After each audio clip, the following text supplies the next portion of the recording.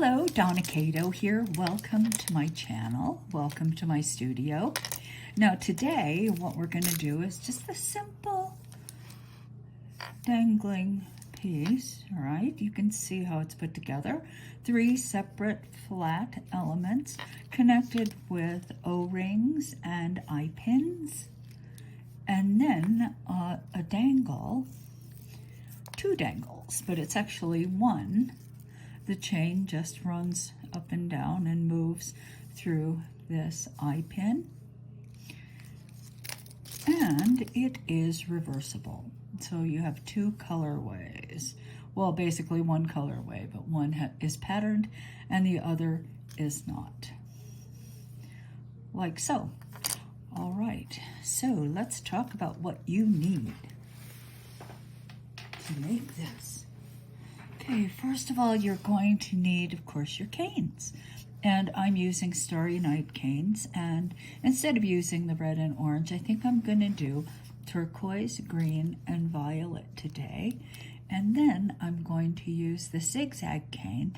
Now, all of these can be found in tutorials, so I'm not going to show you how to do them again. Then, of course, I need a black one. And this just happens to be a piece that I thinned and rolled in preparation for another project, and I didn't use it, but I managed to keep it without ruining it. So this will be enough for the whole piece. I'm going to set that aside. Now, in terms of hardware, let me get my eye pins. I can't believe I gathered everything and neglected to grab these. But you're going to need screw eye pins. I'll be using these little silver guys. You're going to need chain. Now, I am not someone who manufactures a lot using chain, so I happen to have in my possession, ordered somewhere along the line, this very heavy chain.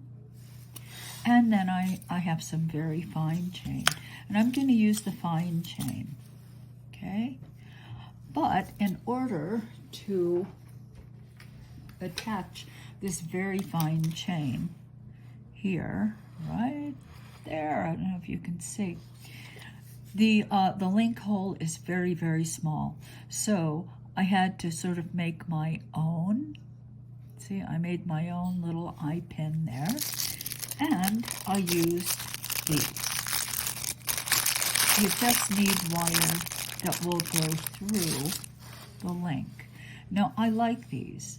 These are actually head pins, and I embed this into the clay, and because it's a ball, it's not going to pull out if I surround it with clay. But it will go through this last link, like so. Okay, whereas other eye pins and head pins I have are just too thick. So I'm just going to need 2 of those. Okay, so it's time to get started. First, we're going to make our pieces. So let me set this aside and continue.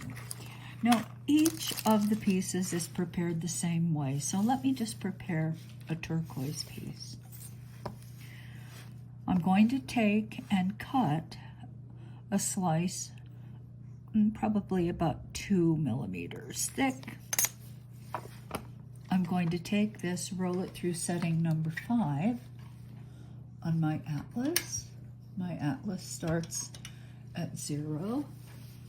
Let me just clean this bottom, see if it needs it. Oh, it feels like it needs it. Look, that's what came from under the rollers. Primarily when I clean, that's what I do. I just run something, paper towel, underneath the rollers and just knock off any clay. All right, so let's roll it through 75. Like so, and I'm going to texture it by rolling them together through setting 5.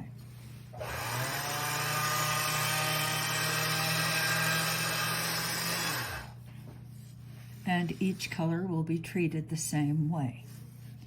Okay, so let me just prepare some sheets so I don't have to do that. We don't have to stop and do it again. All right, I'll be back. All right, so I've prepared the colors, the violet, the turquoise. I did this one, this green, and this I just happen to have lying around, so I'm just going to maybe use it, maybe not. But if you make it a policy to always treat them the same, then you can keep your scraps and use them for other projects. Okay? All right. Now it's time to deal with the zigzag. And the zigzag is here on the top, like so. Okay, and I think it looks best when I elongate the zigzag this way, rather than, in other words, when I increase this, not the width. If I increase the width, it kind of flattens it out. It flattens the pattern out. And if I elongate from here to here, it actually extends and increases that zigzag effect. All right, so let's do that. I don't need tons of it. There we go.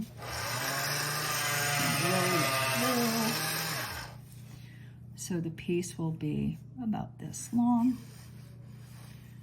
I'm going to roll it through again. Do the same setting. And here we go. Now the pattern is not uniform. You can see that it got kind of stretched out further here. And basically what that is, it meant that it was thicker there. The slice I cut was a bit thicker there. Now, if it bothers you, if that happens, then simply do it again. And, you know, you can do it until you're happy with it. Okay. Now we're ready to start making the actual pieces. So you're going to need some scrap clay. You're not going to need a heck of a lot of scrap clay, but you are going to need some.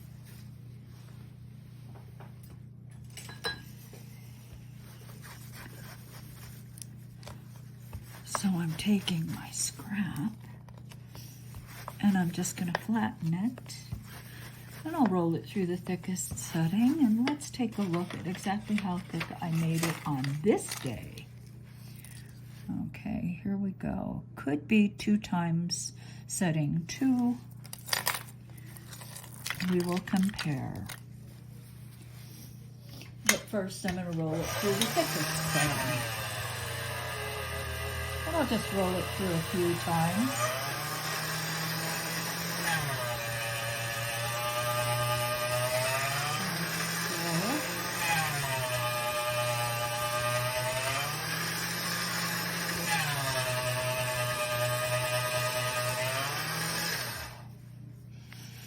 Okay, I got a little air pocket there. I'm going to try to stretch it out a bit.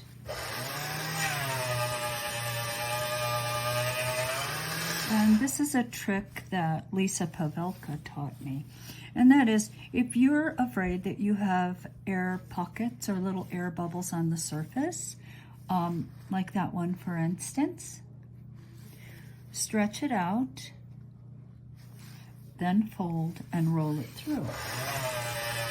And that stretching is thinning the whole sheet, but it's also thinning that clay that is encasing the air. Okay. Lots of tricks. Very clever. All right, so let me fold this in half and see what the thickness is. Just gonna cut a little piece off. And it's way thicker, way thicker.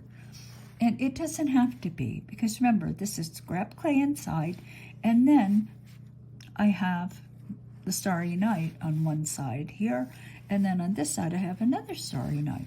So this can be thinner. So let me thin it down to setting number 1. quickly fold and look at it. Still too thick. Setting number 2. Fold it over. Take a look. I still feel that that is too thick. This is more like the total thickness. So let's go down to setting 3.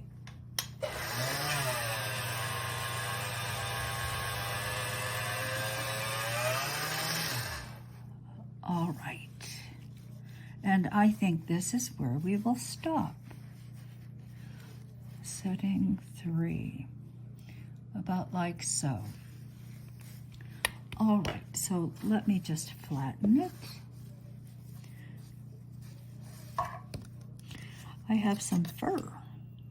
Is that fur? Yep, it is. Dusty is sitting behind me this morning, but he walked across my work surface. All right, so you know what? I want a piece of paper.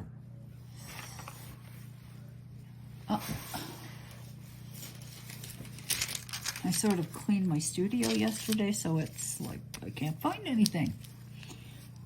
Okay, so let's just begin. I'm going to take this piece and I'm just going to, oops, sorry. My New Year's resolution is to try to be better about keeping myself under the camera. We shall see if I succeed. Okay. Now, what color are we going to put on top? Is it going to be violet on top?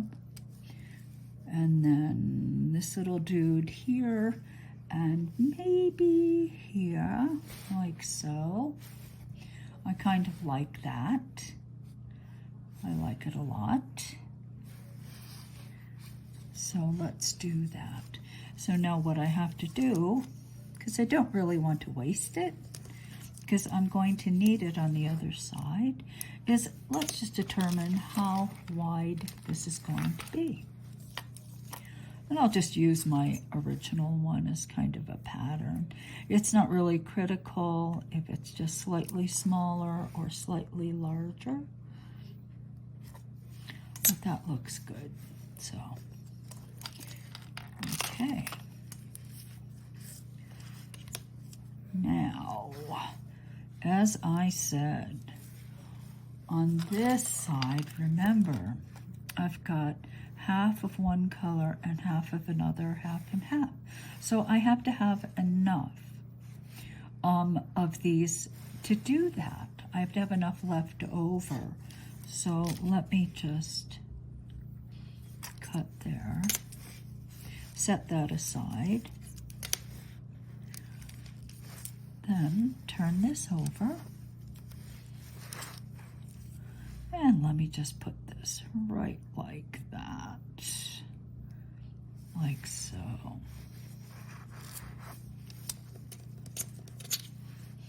Then I will trim this, and that is what I have to work with for the other side. Now, making this shape, this almond shape, is quite simple. All you have to do, got to move these because I have a feeling it'd be pretty easy for me to cut through them. Oh, it's just arc the blade. Now I'm finding the center here and the center here. So that's where the ends of the blade will be positioned, like so, and cut straight down. This goes in the scrap pile, turn it over, and repeat.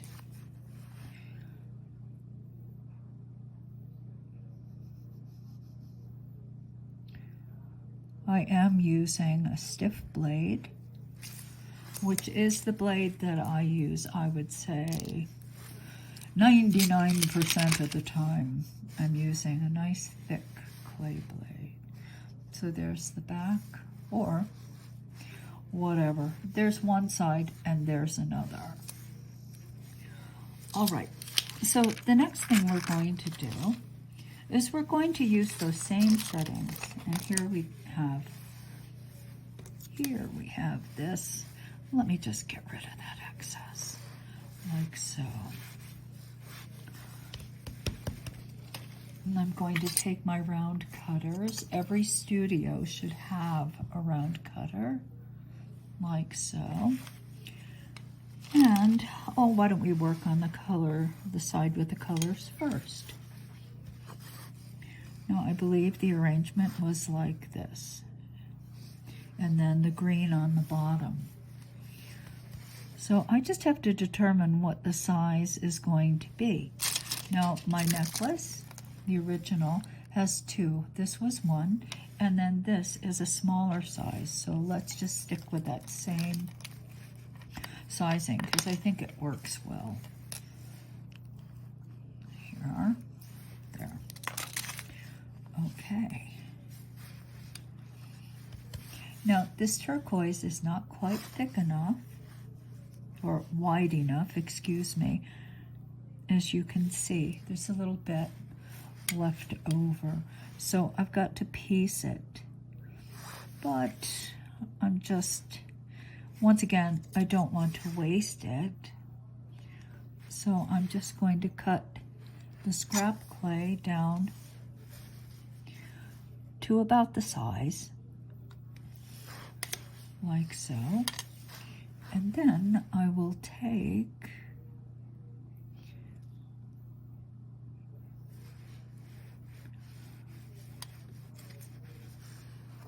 the clay, the Starry Night clay, and of course just piece it together.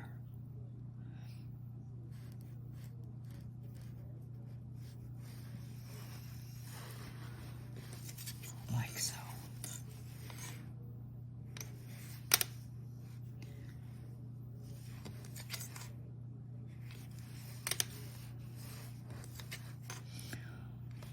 Okay, and it will go like, let's say like this. Okay, so now we have to make the back side of this piece, this side. And I think what I will do is make half this.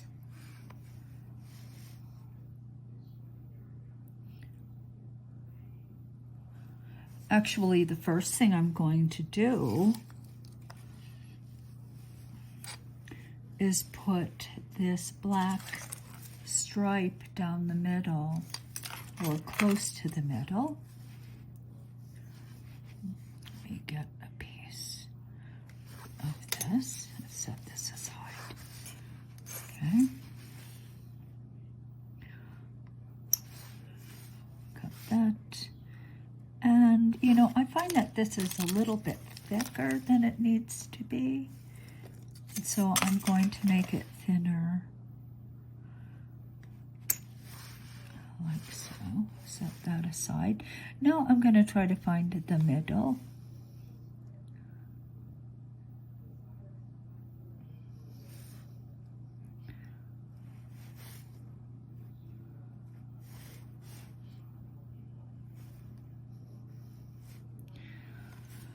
Now, as you can see, I use my blade many times when I'm doing something like this, cutting a very thin piece, putting it onto clay, because of course it's easier to use the blade.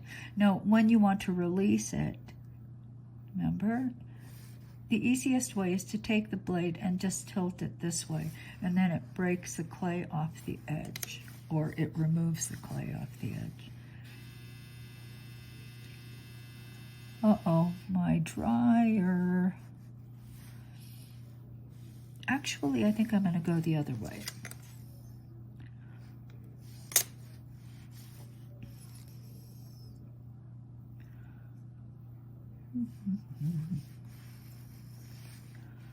Like so.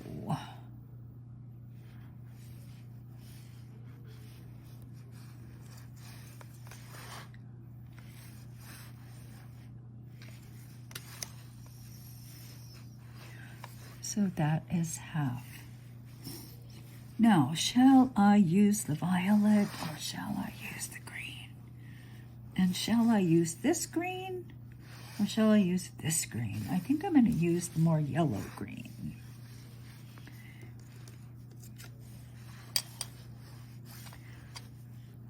Okay.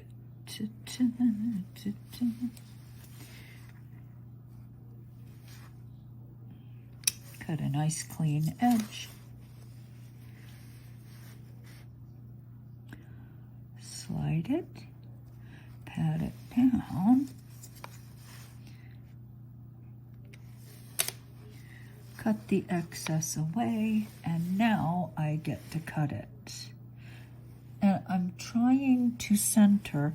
I'm just going to pull this toward me because I can't really see it too well. And it is, to begin with, hard to see because of the reflection of the piece on the inside of the cutter. It makes it very difficult to see. But that looks pretty good. As you can see, my original is not perfectly centered either. Okay, so let's just cut all the way straight through, and that actually looks better than the other one. Okay, so now let's flip it over and look at the other side again. This is the way it is, and I'm going to use the brighter green, and I'm going to make a small one that will dangle below the turquoise. So here we go again. Here is the smaller cutter. And I will repeat the process. Oops. And it may seem a little silly to go to the trouble of doing this, but sometimes you just don't have that much clay and you have to. I have to make more Starry Night Canes. I'm starting to run out a bit. Okay, so this is going to be the yellow-green on the bottom. So let's flip it over, look again, and make some decisions about what we're going to use on this side. Okay, first I have to put that very thin stripe. And I made this one even thinner because this is smaller. Try to find the middle.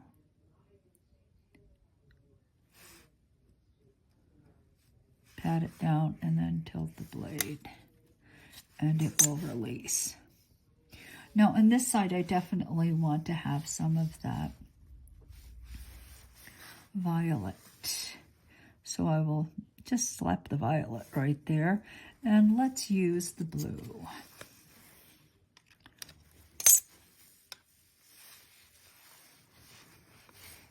Violet. And now I'm going to use some of the blue.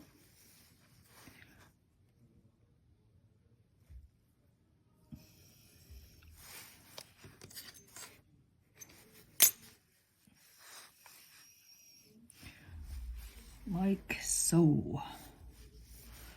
I'm going to pull this to me so I can, but first I'm going to eliminate the excess. That'll make it a bit easier. So I'm just pulling it to me to find the middle. And hopefully that line is centered.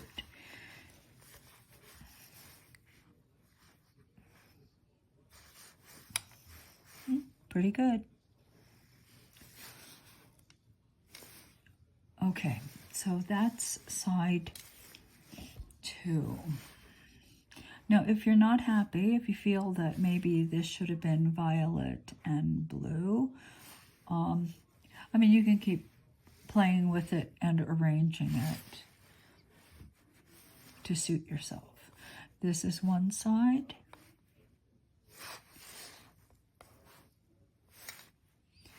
And this is the other.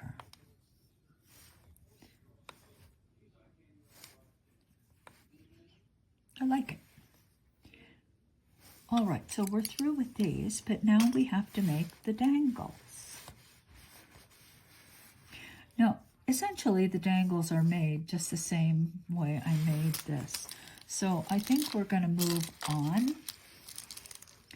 And I'm going to do the edging around, and then we will talk about how you anchor and make your eye pins. All right, setting this aside, let's begin here. Now we need to cover the raw edge, so we need to figure out how wide each of these pieces is. Okay. Now, I could absolutely cure these first. And you know what? I think I am going to cure them. It will be much easier for you if you just simply cure these pieces first and then edge later. So let's do that. I will make these. Well, actually, while these are curing, we will make these together. So let me pop these in the oven. Okay, so I've prepared my clay. It's rolled through the same setting number 3, and I've doubled it over, so it's ready for me to put my Starry Night Cane on, whichever one I want. Now, I'm going to use black. I like having the black on both sides. I think that it works well. So these I free cut, and you can see that they are not exactly the same. I do have a cutter of this shape, but you know, I find that it's a little bit wide. It's wider than I want, so I'm just going to go ahead and cut them myself. Okay, so what I need to do is I need to actually, I'm going to have to waste some. I don't like wasting this at all, but I have no choice.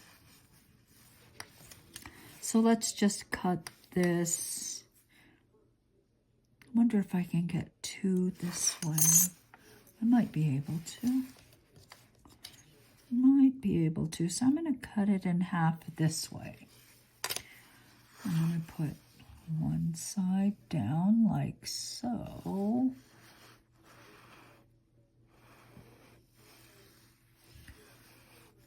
Okay.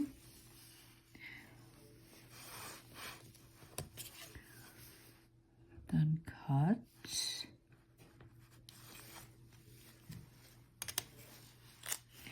And I'm hoping I can get both of them out of this one piece.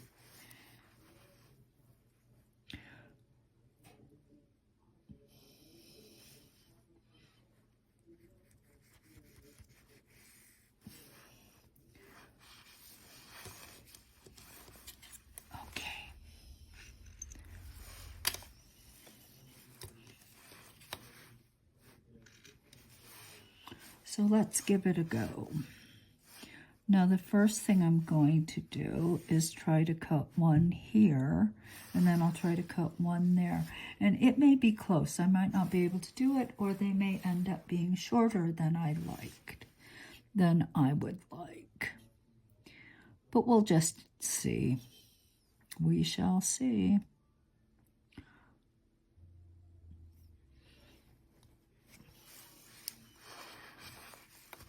One may be slightly smaller. If it doesn't work out, it just looks like I'm going to have to do it again. Okay, there's one. Now let me see if I can get the second one out.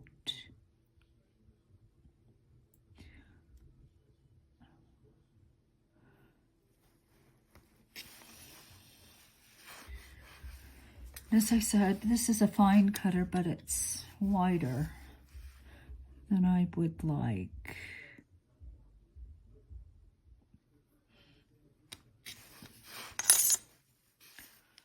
All right, so there's the second one, and I think these are fine. Okay, so I've got both sides like so. Now, I'm going to take these little ball head pins. First I'm going to cut just a bit off the end, flatten it just a little bit, like so.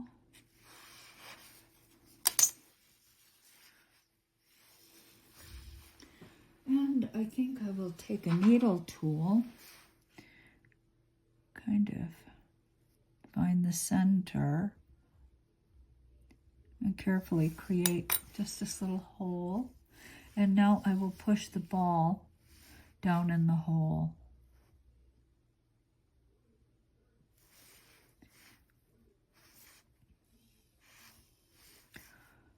Like so.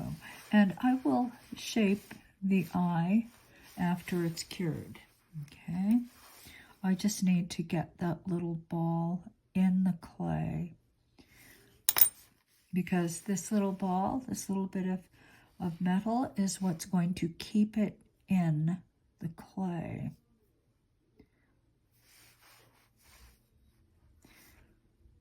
Now you can do the same thing with a flat head pin. You just need something that will hold it. All right, now these will be cured because the edging occurs after they're cured. So let me pop this in the oven. All right, so I sanded the edges of each of the pieces. So let's cover the dangles, okay, because they're more difficult. These are much simpler. It's a very simple process. This, because of that wire, is just a little bit more difficult, but not considerably. Now, I'm going to roll a sheet of black because that's what I'm going to use just to wrap around. Okay, that's just black clay that's been wrapped around. Now, I think that this is fine, but it's a little bit thicker than I want, so I'm going to roll a thinner sheet of black. Okay. All right, let's roll this through 3. And that's way too thick. Now we roll it through 6.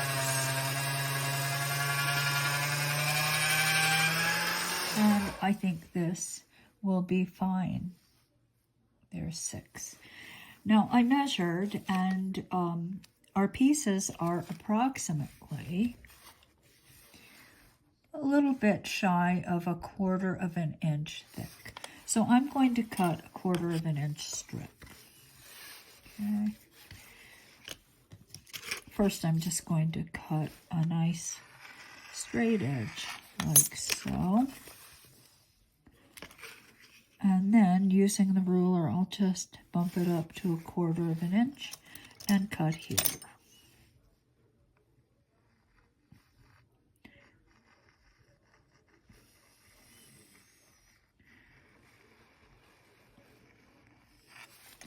Like that. And I'm just going to leave that down, and I will continue cutting 1/4 inch strips off of it. But there it is. Now, of course, we need to add something to help the raw clay stick to the cured, and that's where I'm going to use my poly paste. Now, I'm going to take poly paste and I'm going to push it down in that hole. Remember, I wanted to fill that hole up around that wire so that it doesn't move.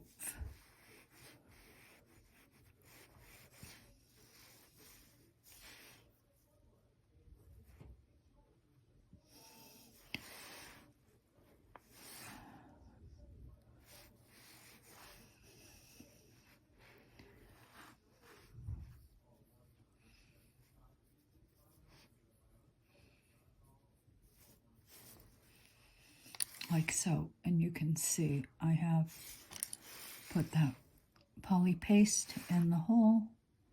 Let me just put a little bit more in, like so. Now I'm going to take my blade and I'm going to cut a straight edge here.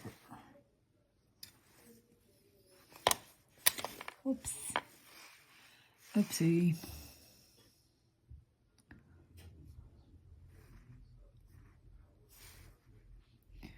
Take it and just push it right up against that wire.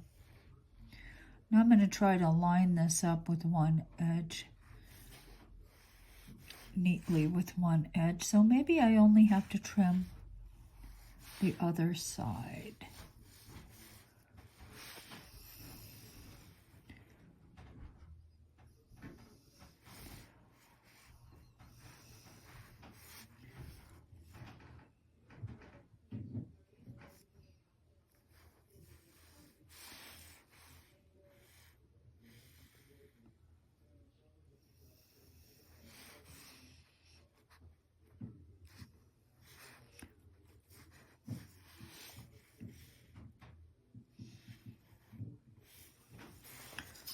All the way up.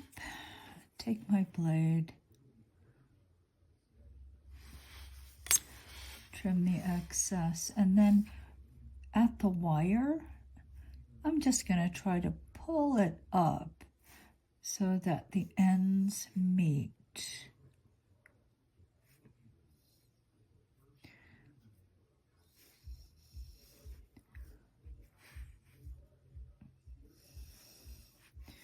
Just going to do my best.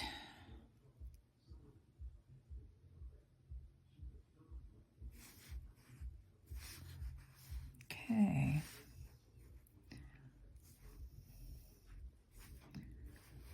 There we go. Now I will have to do a little bit of trimming on this side and the other. And when I do it, because of the texture here, I will hold my blade at an angle pointing up. It's just a bit easier to cut. When a surface is flat, generally speaking, I take my blade and it's actually in contact along the full length. But when it's textured like this, and it's not going to make much difference because I've got black on black, but when I do this around the colors, it makes a difference, because if you hold it like this and cut, the black clay on the edge does get on the surface and it contaminates it. So then you've got to try to figure out a way of getting it off, which is not so easy. So it's just easier to hold your blade at an angle. All right, so I have much more to trim here. Gonna hold it at an angle and just let it glide along the edge of the cured clay.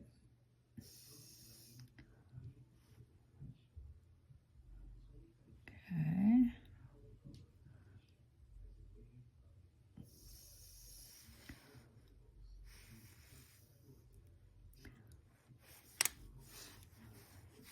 All right. And that looks pretty good. Okay. So let me do one of the round ones so I can illustrate maybe what happens if you do not hold the blade with the tip up in the air. So let me take, I'll do the small one because I think it'll go all the way around. Of course, I need to put my poly paste on. So, not a big deal.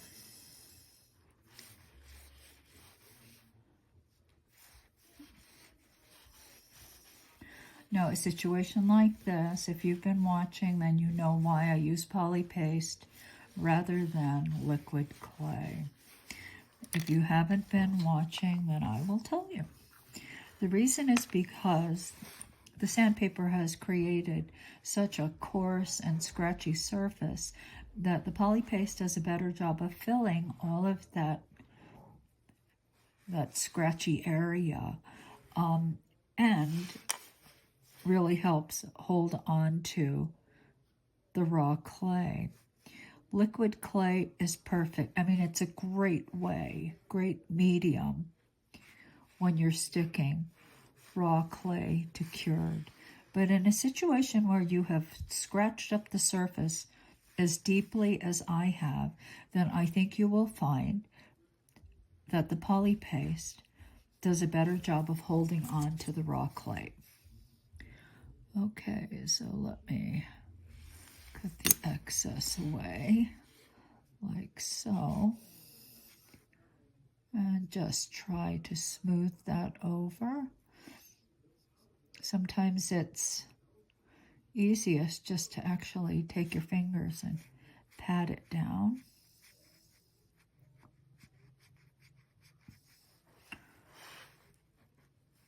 Like so. All right, so let's trim the back.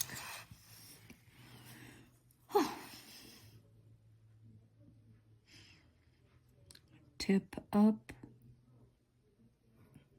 Just cut the excess away. And hopefully you will not take any of that raw clay and push it across the flat area of the piece.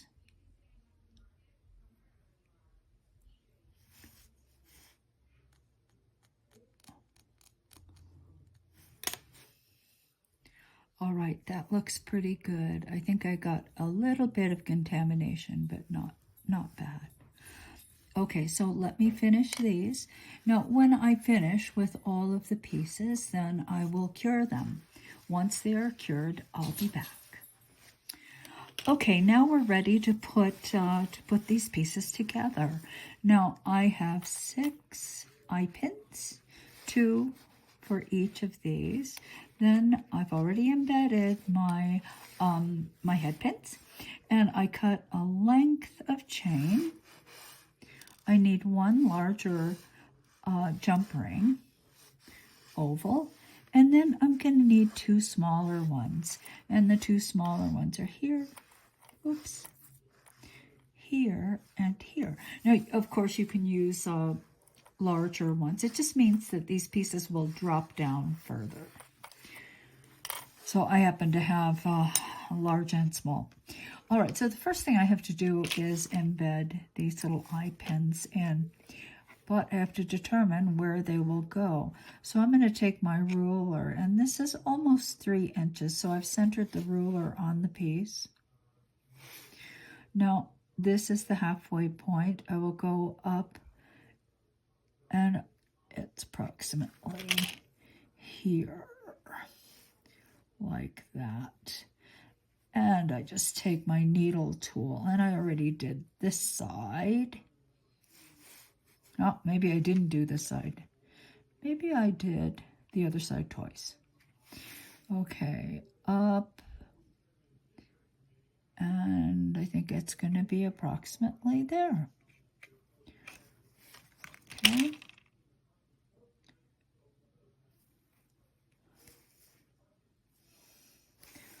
Like so. Boom. Now, it's a little bit easier if you have some finer drills.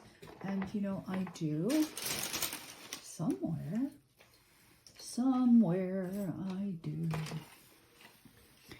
I found one. It's not the finest I have, but I'm just going to open it up just a tad, both sides.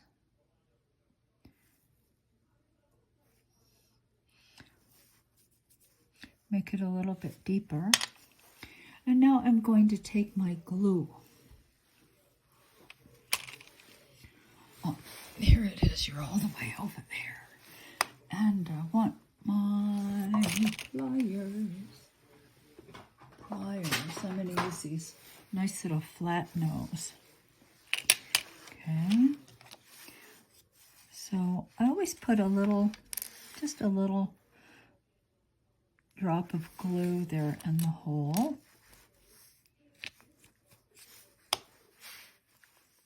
I think it makes it a bit more secure. Now I'm just going to grab the eye pin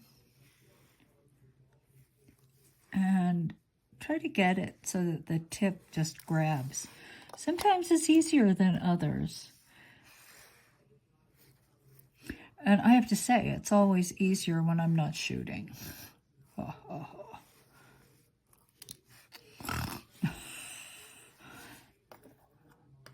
Let's try again. Now, I have to say, sometimes the tips of the screw eye pins aren't really pointed. That one looked a little bit dull. Let me try a different one and try to get it in and see. So that one actually stuck. But in the process of dropping it, picking it up, dropping it again, I think my glue is on my fingers. Okay. So once you get it going, the eye pin sort of pulls itself through the clay like so. So just twist the piece.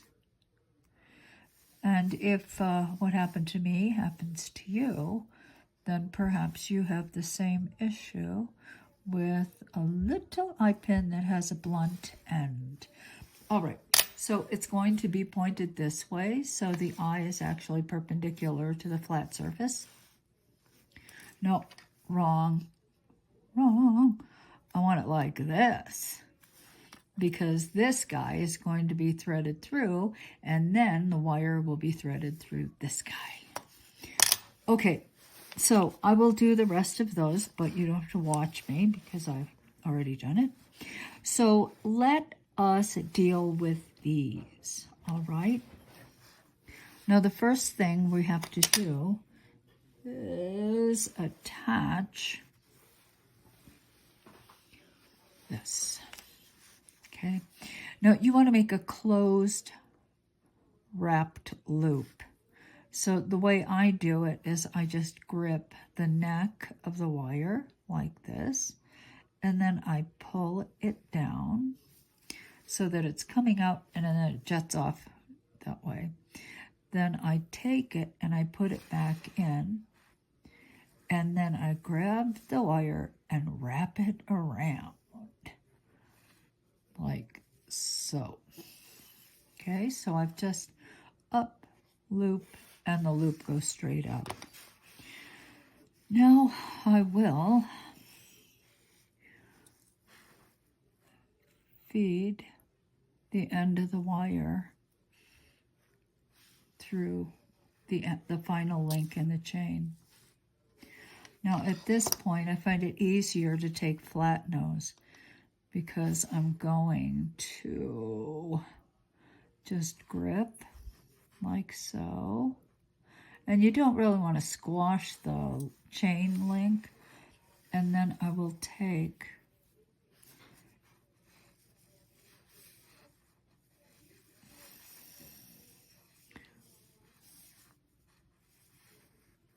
and just make a couple wraps. And now that will not come out.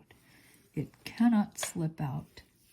Then take your wire cutters. I have smaller ones somewhere in my studio, and trim the end. Now you're going to do the same thing to the other one, but we're going to have to thread this through this final eye pin.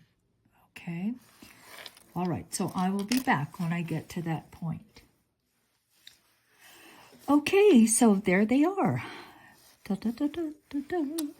All right, now this is the last one, and you know, it was quite a bit easier to determine where to, my cat is walking right next to me, where to drill on these pieces because of the center stripe, of course. All right, so here's one of the ends. It's got to go through this eye pin like so. And now I will do the same thing I did before.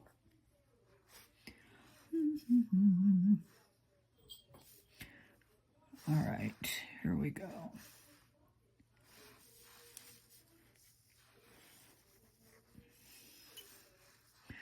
Da, da, da. And now through the last link.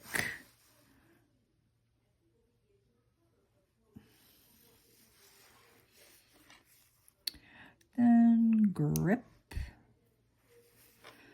and I used to do this a lot.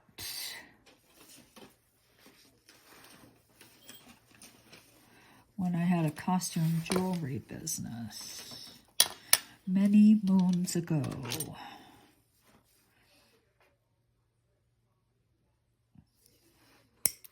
In the moons before, I needed to wear glasses. How about that? That's how many moons. All right, so now the two dangles are dangling. Now I will take my pliers and open. And you always twist. You don't ever like take the ends and pull them out, because you will never get them back together. It's always this nice twisting open and twisting shut, like so. Then, because these are very tiny, probably you want to look at them and make sure that you did, in fact, get them together. I've had the discussion about oval jump rings before. You always want to use ovals, not rounds. If you use rounds, it really is only a matter of time before you lose whatever is attached, okay? It may happen with ovals, but it doesn't happen as frequently, because the opening is always on the side and never at the bottom. Rounds keep rotating. And eventually the opening ends up in a place that you do not want it.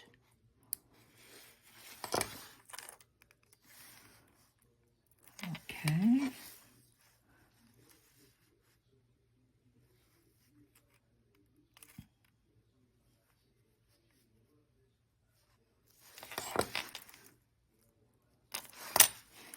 All right, and there it is, and the only thing we have to do is thread it onto a wire choker or whatever you choose to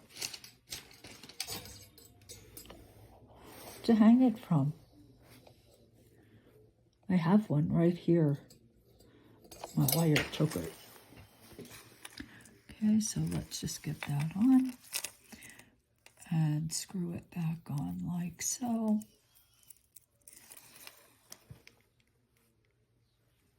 And the piece is done. Now, one thing, I twisted it. I attached this upside down, or backwards, I should say, because in the original, remember, the original was all, one side was all flat color, like so, and the other side had the zigzag and these elements. So if I want to, I kind of like it like this, but okay, I'll fix it. You just have to be, it is a simple fix. It's not going to take, it's just a matter of turning this around. Actually, I just turned this around. Excuse me, I snorted. But I did glue them in, so I don't necessarily want to break that glue bond. All right, now I will do it the right way.